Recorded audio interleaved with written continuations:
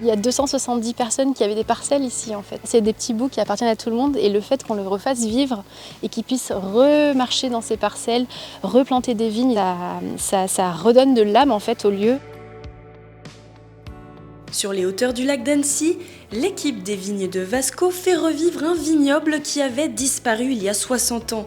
Le projet, replanté là où les raisins s'épanouissaient des siècles auparavant, en s'appuyant sur la Mapsarde, le document de cadastre référent datant de 1730. Il faut imaginer que toute la berge, toute la rive est du lac était couverte de vignes pendant très très longtemps, 8 siècles probablement. On a contacté plus de 200 propriétaires pour rassembler les 176 parcelles que constitue cet ensemble qui court sur 22 hectares.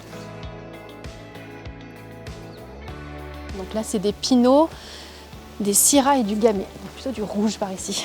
On en est au moment de la construction, de la structure de la vigne, donc on vient de poser le palissage. Dans ce domaine, la vigne est cultivée selon les principes de l'agroforesterie.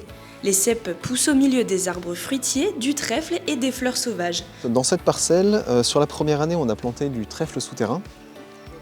Et ensuite est venu en fait un peu tout ce qui a pu venir spontanément. Donc là on a certaines luzernes d'Arabie, on a de la vesse qui est venue aussi, on a certaines graminées. La théorie c'est qu'on a des arbres qui sont de bons compagnons de la vigne et d'autres qui sont de mauvais compagnons. On a des pêchers, des pommiers, des poiriers, des pruniers. Donc ça c'est des plantes qui sont connectées au même réseau de champignons qui sont dans le sol que la vigne. Et donc ils vont pouvoir s'échanger des minéraux, des informations, des choses qui vont pouvoir permettre à la vigne de se soigner. Guidé par des spécialistes reconnus de l'agroforesterie, le domaine agit comme un véritable laboratoire à ciel ouvert. Est-ce que le fait que cette vigne ne fasse pas de raisin, est-ce qu'on peut dire que c'est une vigne mâle ou pas du tout?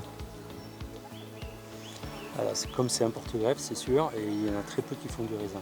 L'objectif, préserver les cépages historiques savoyards tout en inventant une viticulture plus durable et plus respectueuse du vivant. On a un protocole qu'on a mis en place de plantation pour que le pied soit planté pour 100 ans. On essaye ici de faire voir que juste avec de la couverture, donc avec du BRF, pour éviter un petit peu l'herbe qui est autour du pied, remettre du végétal au milieu et mettre des arbres, que tout ça, ça marche et ça fonctionne. On est vraiment là pour les accompagner dans le changement climatique, tout simplement, quoi. Les premières bouteilles ne verront le jour que dans quelques années, mais les expérimentations ont déjà commencé avec des vignerons partenaires en Savoie.